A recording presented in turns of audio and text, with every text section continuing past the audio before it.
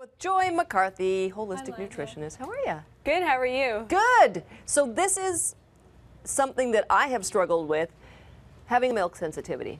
Yes. So, I thought I was allergic to coffee, seriously. Really? That's how dopey I was. So what was happening? I was getting to you? lattes and bloating up like I was 4 months pregnant. 5 months, I was like, it's very common for people. And I seriously was like, wow, I must not be able to tolerate caffeine. And then a nutritionist was like, or milk. So when you cut it out, was it like an immediate difference? Yep.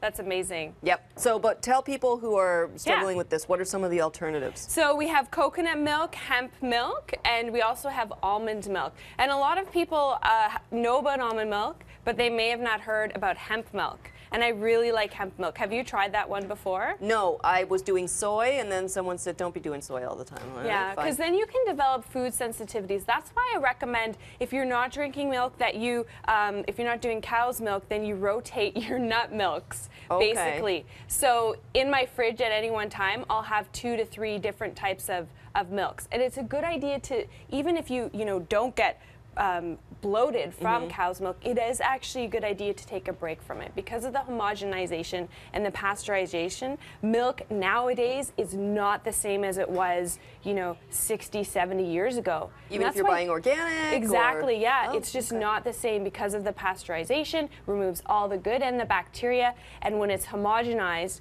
that changes the structure of the fat, and that makes it very hard for you to digest the fat. But what about the taste here? Because I have found, like, I wonder with coconut milk, is that going to make my coffee taste? I put it in my coffee. Is it going to actually, for coffee, coconut milk is my favorite because I find it doesn't separate. Whereas if your coffee is really hot and you put almond milk, sometimes the fats it curdles, the fat separates. So I actually have like a tiny little mason jar that I don't drink coffee, but I'll once in a while have an Americano. Yeah. So I bring like a little mason jar with me in my bag. You're hardcore, sister.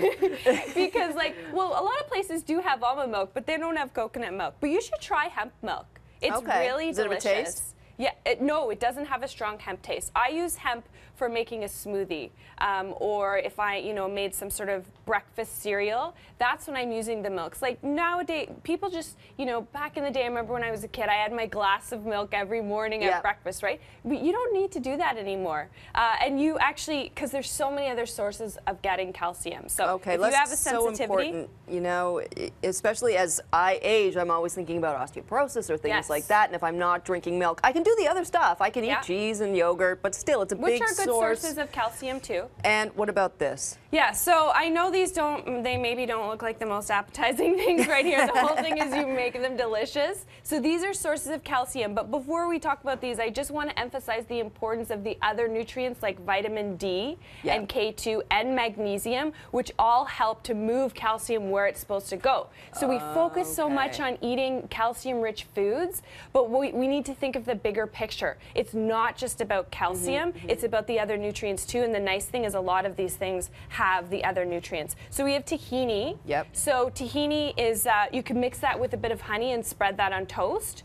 Really good source of calcium and a good source of protein and fat as well. We have sardines. Now I have converted so many people to liking sardines. Them. They're so good for you, right? They're really good for you. In fact, they have more calcium. They have 325 milligrams of calcium per serving, which is more than 1 cup of milk. Because of the little bones. Yeah, the little bones, and they have vitamin D, and they're such an amazing food. Do you just eat them right out of the can? I do, yeah. With a salad, I'll put some sea salt, squirt some lemon. They're actually you just plop them on the salad? Yeah, totally. Or I just eat them. I eat them on their own.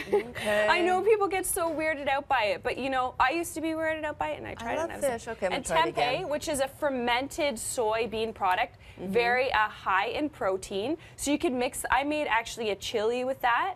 You could mix it into a stir fry. You could put it onto a sandwich. So many different things. I know it doesn't look that appetizing, but you make it appetizing, and that's also a good source of calcium. Molasses, you can drizzle molasses on your cereal or your porridge, and then of course chia seeds as well are another source of calcium. So I mean, some of those are not very high sources of calcium, but they're sources of calcium plus other nutrients, and it's all about getting it throughout the day. Right, exactly. So you're sprinkling a little of this on a salad or putting in a smoothie, and then you're having a little bit of this with something else. Exactly, because you're not going to absorb, I mean, if you take a calcium supplement first thing in the morning, you're not going to absorb so if you take a high dose, house, which I don't recommend, you don't absorb all the calcium anyways. You need to spread it out through the day. Don't take it too much. And food first, always. You can definitely get enough calcium as a child and as an adult to prevent osteoporosis from food. And it's the other, You can make your own. So you say it's easy breezy. Yeah, so a lot of people don't like buying almond milk because of the food additives that are in there. There's things like carrageenan, and that can upset some people's stomachs. So I want to show you how easy it is to make almond milk. All I did was soak these almonds last night. I have 1 cup of almonds. Just soak them in water. Just soak them in water, literally. That's it, to soften them up a bit. Then I have about 4 and a bit cups of water. Okay. Then I have a little bit of organic vanilla. Yum. And then I'm going to put in 2 dates. So 2 soft medjool dates. That didn't get on my face? It's like being on a water ride all the time. Exactly. Okay, so this is just going to take a second. So you just want to do it for like 30 seconds. Okay. So that it's not chunky? Exactly. And then you want to strain it. Now, you can use a nut bag. I just did. If you use a nut bag, you pour the mixture in and then you squeeze it out. Right. But it's just too messy for TV, so I wanted to just show you this. Joy actually just said that. Do you know? See how easy that is? So you're separating the almond grit from the almond milk. And Megan, this is our old floor director. Yes. Because I always have the grandest plans that I was going to do this, and I'm like, okay, tell me how to do it. And she did the same thing. She's like, okay, I got you a nut bag. It's on your desk. I'm like, what? I love it. It's so funny. I know. Yeah, so the nut bag can be a bit messy if you're not at home, and for live television, I didn't want to use the nut bag. So we have bring it down, Joy. Bring it down. Sorry, I know it is morning television. But look how easy that is.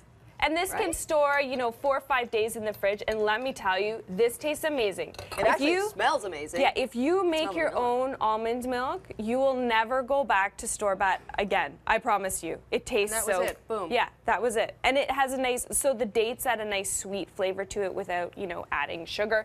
Because that's the other thing. A lot of the packaged almond milks and hemp milks, if you buy the sweetened ones, they have so much sugar. Yep.